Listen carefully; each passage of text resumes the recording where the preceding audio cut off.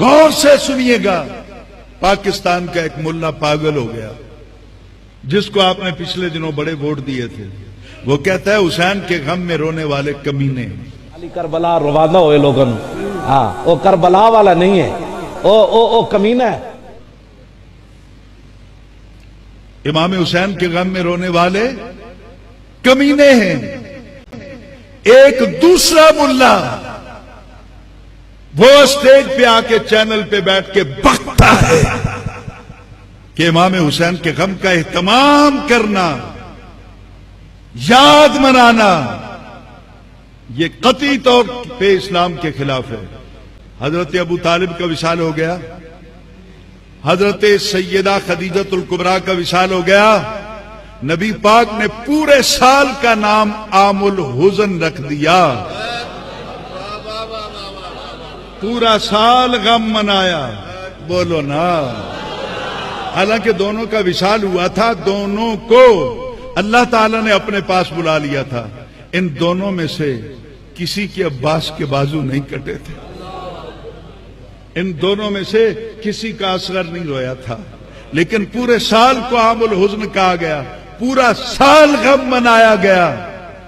دونوں کا تعلق نبی کے گھرانے سے تھا، تو نبی نے پورا سال غم منا کر قیامت تک کے لیے بتا دیا کہ میں تمہیں راستہ دکھا کے جا رہا ہوں. میرے گھر پہ دکھ آئے تو طریقہ میں نے بتا دیا ہے.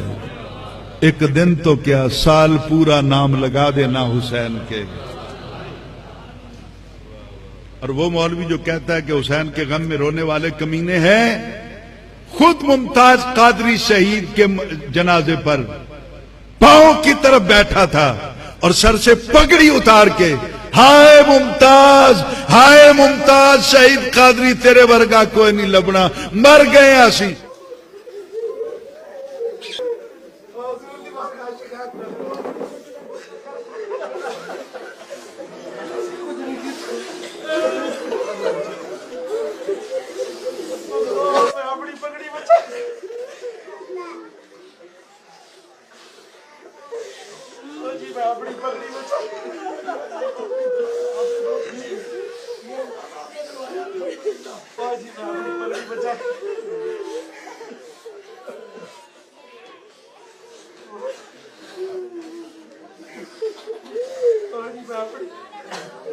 اتھے زور زور دی روندا بیٹھا ہے. میں کہنا مولوی کملا نہ ہو، ممتاز حسین شہید قادری رحمت اللہ تعالی علیہ میرے سر کا تاج ہے، لیکن ممتاز قادری جیسے کروڑوں بھی ہو تو حسین کی جوتی کی خاک کے ذرے کے برابر نہیں ہو.